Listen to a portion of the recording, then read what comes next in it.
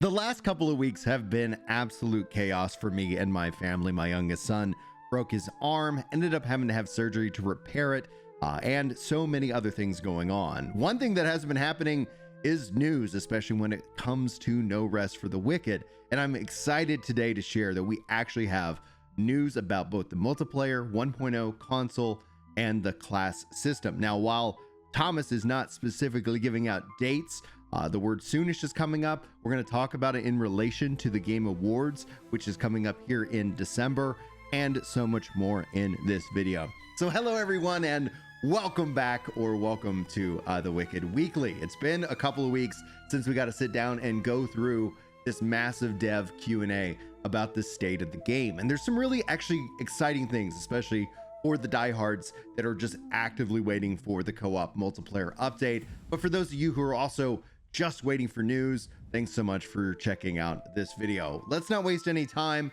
We've got a lot to cover, so let's just get into it. I want to start because one of the number one questions is, when's this game coming to the PlayStation 5? Thomas says, for those of you, the PS5 folks out there, yes, we actually already have a PS5 and Pro build up and running. But Rookie Numbers followed this up and says that, wait, is there a change in the no console releases until 1.0 stance? And Thomas says at 1.0, not after.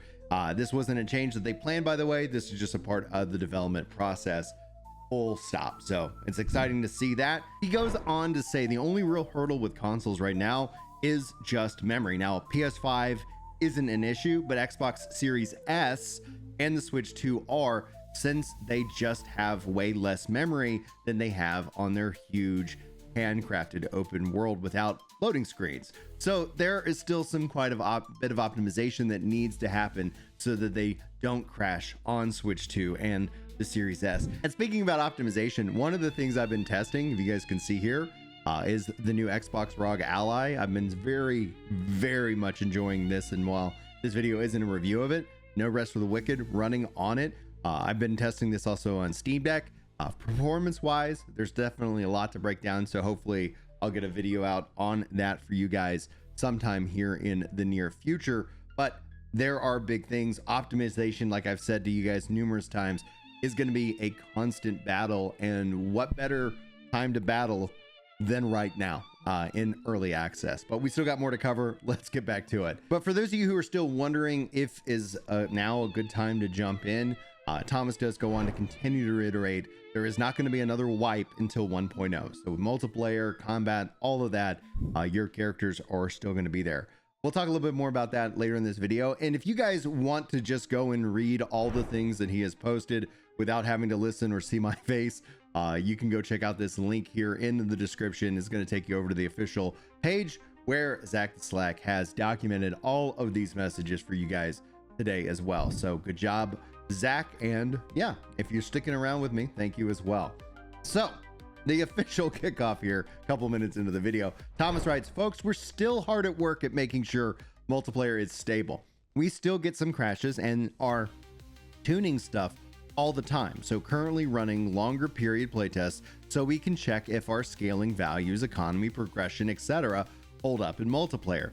All the while, we have come up with new features since multiplayer in Wicked, as expected, plays quite differently than multiplayer in other ARPGs, since you're always sharing a persistent realm. So we had to make sure players can nicely communicate with one another and so on. There will be a PTR for all of this so that you folks can get your hands on and start playing together. We'll announce that when we have builds that they're ready for the public. Now, right now, we're still polishing and bug fixing. And Rookie Numbers comes in and says, before the end of the year for co-op seems unlikely given the time needed for a PTR. To which Thomas replies, so obviously we're quite cautious these days because we want that every release to land really nicely. We shipped Breach in a somewhat hot state and everyone immediately started drowning us with negative reviews. So I know it's annoying, but that means that we'll have to take a bit more time to polish and make sure everything is thoroughly play tested before we launch this one officially. The multiplayer in general is just a really complex beast, so that after the hurdle, we'll be releasing updates in a faster manner once again. But right now, we are in the trenches, fixing stuff and looking at the reports every day. So we obviously are finalizing a lot of things apart from multiplayer, so even folks who aren't interested in co-op will get a nice beefy systems update. I teased some of the changes we made here a while ago, and there's plenty of others that came in still. Actually, I can give some information. We've been working quite hard on fixing the crafting blueprint issue. We did that through our scribe tables. Those will be a new set of crafting tables, and you'll be able to use research papers to research all the items that exist in Wicked. In our current live builds, most people just stick with the gear since they have right now, and unless you go to a wiki, you don't even know about all the hundreds of items that are already in the game. And right now, your journey is to get the perfect item was a bit too frictionless since you had unlimited rerolls, etc. So speaking of which, we also introduced new elements to items so that they could all be quite unique from one another. So overall, will be interesting to see how everyone reacts to all of this. If you liked what we had in Breach Refined already, I think these updates will just give you and give everything more depth. And I want to kind of chime in on this as I continue to knock around the mic today. What I'm feeling like with this is that when we start to look at the PTR, in his post, he alludes to that anybody could have access to it. Later, and in a couple other posts, it does sound like there's going to be maybe waves of that where other people get in. I haven't been told whether I would be getting into the multiplayer PTR, what the requirements are, NDA, or can we stream it, but just note as soon as we know, we're going to be letting you guys know here as well. So keep it, I'm hopeful that the PTR will be soon. Let's tie this back to, obviously this is not a part of they were hoping to have this done much sooner. They alluded to like October, that people have already been, would have already been playing the multiplayer. Maybe it wasn't released, but at least in PTR. But it does make me think, and based off of what he's also shared here, and we'll cover it in a second, that there's a good chance the Wicked Inside would be maybe in November. We are looking at, when we start to think about marketing and the ability to generate a lot of excitement and hype, you do have the Game Awards on December the 11th. My personal hope being that obviously this did not hit my original target where I said October was the worst case scenario. Now we're about to step into November. So we're going to kind of see that kind of trickle itself out, but he isn't wrong, because we do want a completed product. And if they put out things that aren't ready, that's interesting that we're in early access. There's going to be an early access PTR.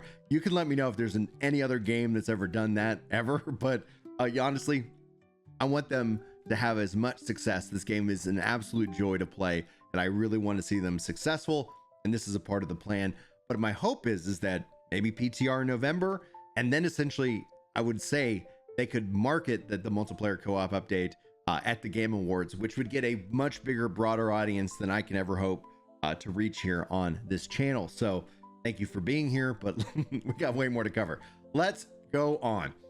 Thomas says it's hard to judge this way because when it's low tech level related, the good thing is that our folks are already having a blast playing multiplayer every day, ganking one another, leaving feedback on how much money they had throughout the process, how the economy is holding up, which bits are difficult and too easy for them, etc., etc. I'll have our guys play in sync and async over longer periods of time right now, so we can make sure everything gets tuned really nicely. We're tweaking the levels so that you'll get a different experience if you play 2-player, 3-player, or 4-player, but as you might imagine, that's quite complex, but most of that work is already done. Ultimately, we're not just scaling numbers like other ARPGs, we're handcrafting the experience so that it's just right and will lead to a better experience, and not just quite a lot of, and that's just quite a lot of work. So the usual. Now, Thomas, in response to Rookie Numbers, who said, I don't suppose you can give a teaser of this new element might be. And Thomas says, I can't. Items in general got quite the rework, so lower items will generally drop with lower level enchantments and higher level items with higher level enchantments. The items will now sometimes drop with facets, meaning built-in attributes that make your item unique, so that you might get lucky and get a drop that has an amazing facet, and then you might want to build upon that. Or you don't like that facet on your current weapon, so you recraft the item to see what other variations that you could create. etc. Essentially, the idea here is that both of us could have a blood rusted sword, but depending on which stats we have on it, they could play at a very different way. Crafting items has become radically easier since the recent changes. And you will be able to craft every item that exists in Wicked as long as it's been discovered on your realm once you've researched it on your scribe table. So you can either go out and hope that RNG gods are good to you, but if that's not the case, you now got ways to circumvent that just by researching things and then letting them craft them again. This generally solves a multitude of issues. I think people will use a wider array of gear this way, and they'll finally be able to get exactly what they want without having to wait for a blueprint to drop, or in general, it'd just be fun to fill up a list of things that you're able to craft. So you got a huge long-term goal. Obviously, all of this has been designed to fit perfectly with our jobs system, because you're going to need to use those weapons and before your job in order to master and level into your class.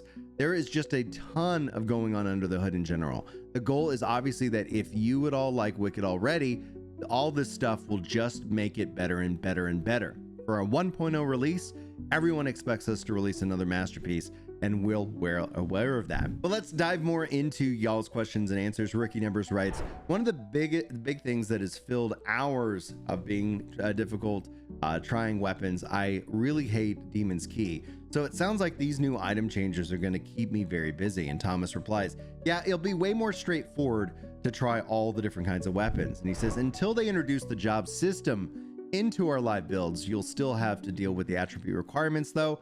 This is one of the big wins that we get from the job system. If a weapon drops, you will be able to use it because it just means you'll level into another class now. And if that was a different archetype, so very much like Final Fantasy Tactics, of which is my favorite Final Fantasy game. I've picked it up and playing it on my ROG. Absolute banger. If you've never played Final Fantasy Tactics, I honestly, whatever platform you're on, the game's there now. It's an absolute must own, must play.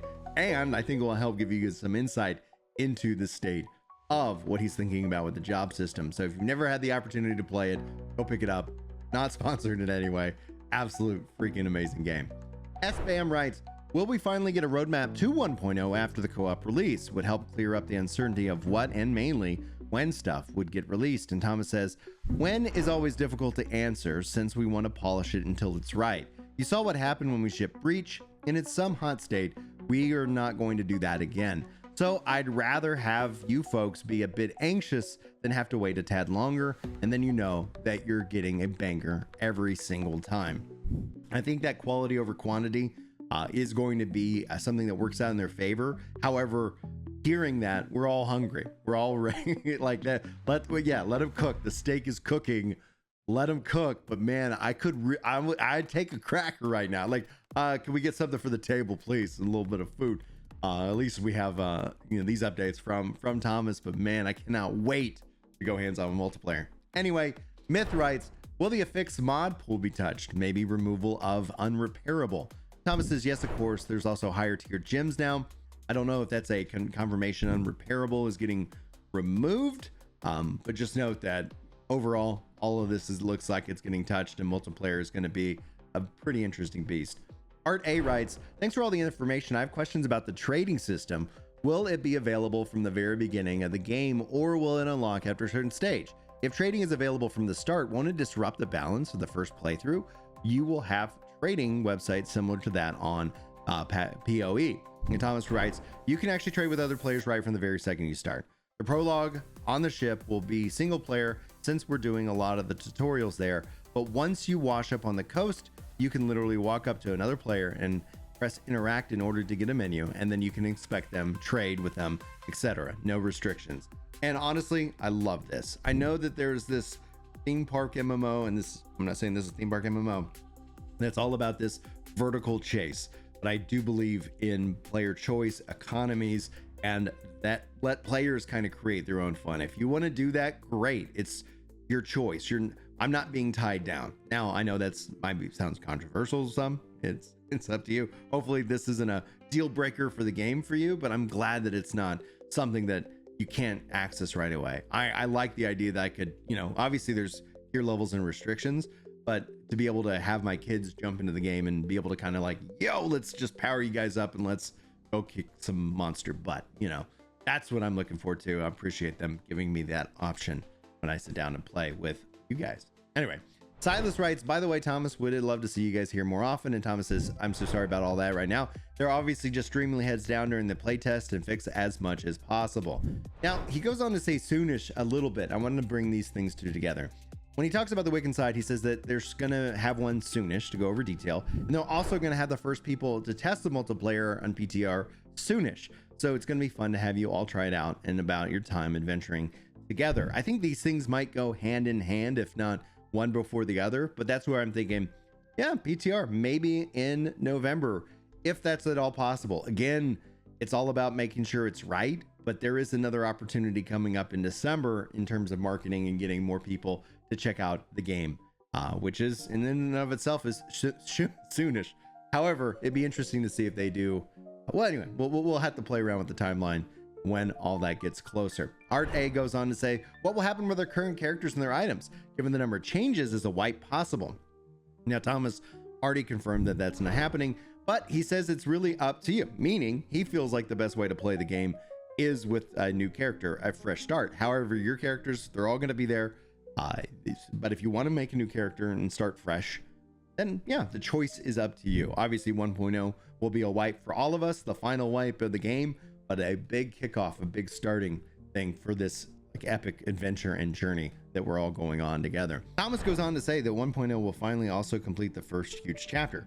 We all have the most epic cutscenes and story events happening there. Obviously, it'll be the climax of what we've been building towards. It's always a bit like that. We first have to introduce all the characters, set the premise, and build the world to make sure players get in, and then slowly but surely you can go into the insane stuff and finally see that build up pay off. Edmund Monkey Beard says, I can only imagine the depth of requests like this. So more of a curiosity, but regarding the co-op, have there any player mechanics been implemented or considered?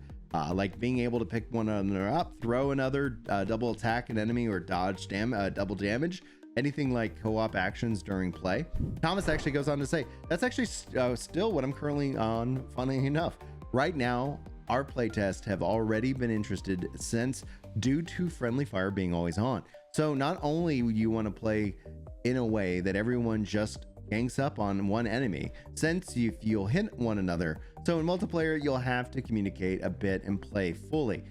As in, I don't blast off a huge AoE without informing your teammates, or you might just have to res them right after. But yes, I'm currently still working on weapons, and so that will make multiplayer interactions and interesting and encourage to tag at team enemies, etc. I also want to work hand in hand with the call out system I've been implementing so that you guys get a bit more pro wrestling feel if you tag teaming an opponent. You can do the first hit, your buddy comes in and peppers them, and you finish them off, and you both get the reward for playing well together, etc. And finally, Zach the Slack asks any juicy details on the class system and how it's coming along. And Thomas says, that's coming along well. I still need to wrap up the runes for them, so there are always a nice spread of variation archetypes for each class. But overall, the first playtest of the job system are already affirmed that it does exactly what we want it to do. Nice. Hopefully we'll be back with more Wicked Weeklies to live up to the name here going forward. However, the team is going to be heads down and focused, which is really what we want them to do.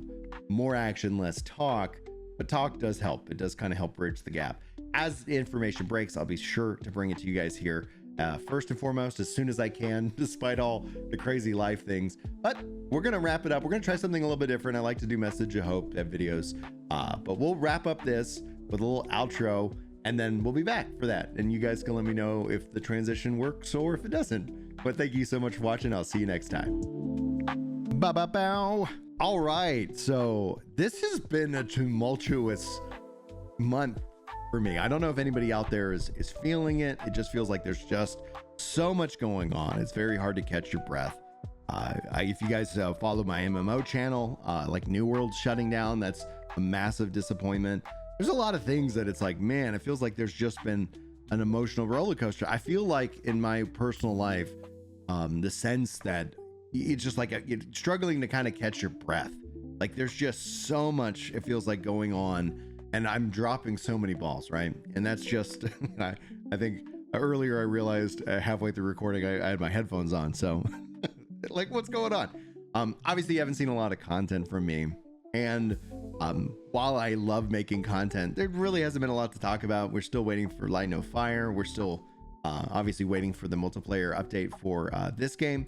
There's things and topics that have come up that I feel like I'd like to talk about, but then at the end of the day, like, I'm not trying to overburden you guys with like endless amounts of videos, and that's kind of what the message of hope is going to be about. But here's the reality. I want to kind of talk to you guys, especially because this is we're about to enter into the winter season of the year. And I don't know if you guys are like me. I have what's called SAD. It's seasonal affective disorder, meaning like you get those blue days that depression can kind of set in.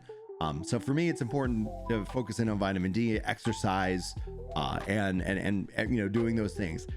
If you are like me, sometimes when you wake up and you feel like the blanket's just too heavy, it's just so hard to get out of bed. Just try to do a couple things. Set some very easy and simple wins for your life, because momentum builds upon itself. I really want to make sure that not only do you make it through this winter, but countless winters here in the future. And that dopamine hit, which, like, honestly, if we talk about it, in terms of social media, I know I'm on social media, but I try to make sure I'm not on my phone all the daggum time. And we're like rewiring our brains for these dopamine hits, so that when especially the sun isn't up as much, like, depression can easily kind of set in. So there's varying different factors. Obviously, if you're really struggling, please seek help. Therapy isn't a sign of weakness, it's a literal sign of strength. And I really want you to survive. Reach out to a friend. They'd much rather hear your problems than attend your funeral. Like, never give up on yourself. I won't give up on you, and that's kind of what this is all about. But that's what we're getting and gearing up into. So set some quick wins. It could literally be wiggle your toes. It could, like, for me, the 3 things I like to always remember, and I got a message about this from a guy who felt like maybe it's too late and then he should end his life, and we talked him down, and I'm going to keep doing that, because that's why I like talking about video games, because I just want more friends to play with. Like, it maybe feels selfish, but I do appreciate it. But what it is it's never too late. Just set some simple wins. Make your bed, brush your teeth, take a shower. These are things that are gonna make you feel better anyway. Like a nice warm shower, like, it's just gonna make you feel good.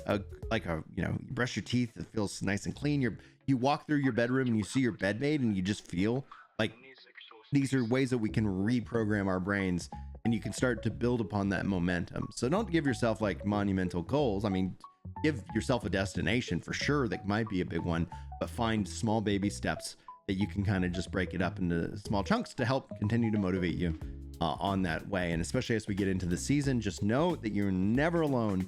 And those voices that pop in your mind, they aren't from God. they aren't truthful. They are there to try and beat you down. And most likely, a lot of that comes and stems from problems of social media. But I'm going to encourage you guys, take breaks, find ways that work, look at your diet. Like, there are answers out there, and sometimes you got to go on these journeys. And one of the reasons why, and I believe this truly, deeply, one of the reasons why I think sometimes our journeys are so long and struggle filled is because somebody else out there needs to hear our story of how we overcame and what we went through, because they're also going through something like that. That's the thing. Struggle, suffering, it isn't an isolating thing. It's actually a very human thing. It makes us more human, and it makes us able to relate to each other in a much deeper way.